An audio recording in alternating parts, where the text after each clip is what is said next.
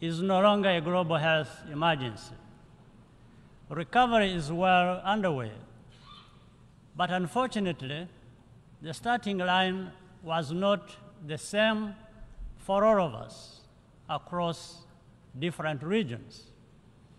This year's SDG Summit has once again raised the alarm about slow pace of SDG implementation, and I commend the Secretary General for the sharp focus he is bringing to this issue. Developing countries are constrained by a debt crisis, including higher costs of borrowing. This is causing economic disparities to widen and slowing down our collective progress towards the Sustainable Development Goals. The primary cause of this crisis is high interest rates in developed economies in order to correct for years of quantitative easing. At the same time, developing countries face exaggerated risk premiums for both currency and political risk, which are simply unjustified. We need serious cooperation to address this. In developing countries, we also have a responsibility to be accountable for the quality of our financial governance and the management of our natural resources. Increasing access to finance also requires reform of our global financial institutions. In this regard, we welcome the proposals of the Bridgetown Initiative, as well as the Paris Summit for a new global financing pact. Rwanda also supports the second replenishment of the Green Climate Fund to create the fiscal space for vulnerable nations to tackle climate change. Africa and small island developing states, many of which are represented in the Commonwealth, want to work with partners and be part of the solution. That is an important outcome of the recent African Climate Summit held in Nairobi under the leadership of President William Ruto. However, we must not only cool down on climate, we must also cool down on conflict. Today, there is no sign of ongoing conflicts ending anytime soon.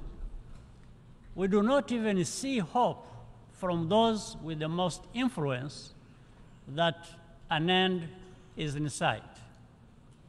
Innocent lives are left alone to carry the burden of this instability. That is a profound injustice. The migration crisis is a case in point. Every year, migrants and refugees undertake dangerous journeys in search of a better future. Rwanda remains committed to working with partners, including the United Nations High Commissioner for Refugees, to contribute to a durable solution. This decision is informed by our experience and knowing firsthand the pain of losing everything and not having a place to call home. That is part of our promise to leave no one behind. We continue to need a more effective forum to manage global crises. That's why the United Nations was created in the first place. However, that does not absolutely absolve any country or region of the responsibility to address the governance shortfalls which are the root cause of instability.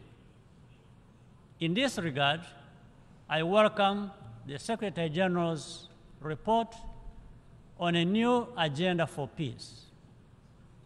Bilateral interventions, to which Rwanda contributes actively in various places, can provide a rapid response to a crisis situation.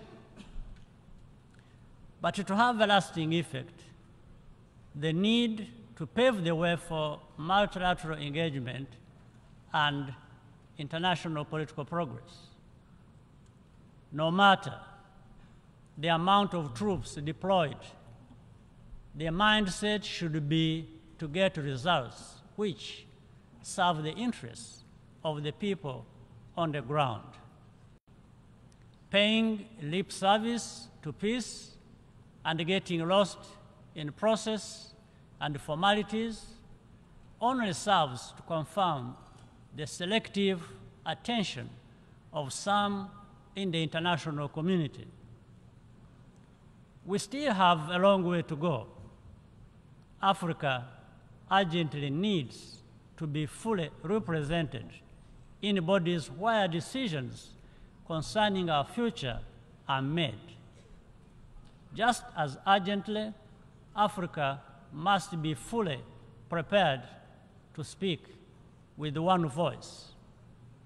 Ultimately, a more effective development cooperation framework must give equal weight to everyone's needs and priorities. That is what builds fair and equal partnerships and a more just and peaceful world. That's what we all claim to want, even as we too frequently fall short. In that spirit, allow me to commend the United Nations Development Program, led by Akim Steiner, for the Timbuktu initiative to strengthen the African startup innovation ecosystem. This week, the International Telecommunications Union, led by Doreen Bodan Martin, together with UNDP, unveiled a major new initiative on inclusive digital public infrastructure. Rwanda is very happy to be associated with these efforts, which show the United Nations at its best. For Rwanda, the source of our solidarity comes from our commitment to never allowing a repetition of the tragedy that was inflicted on us nearly 30 years ago. We continue to remain grateful to all who have accompanied us on our journey as we plan to commemorate the genocide against the Tutsi for the 30th time in April 2024. To conclude, I look forward to welcoming leaders at the third United Nations Conference on landlocked developing countries, which Rwanda will host in June 2024.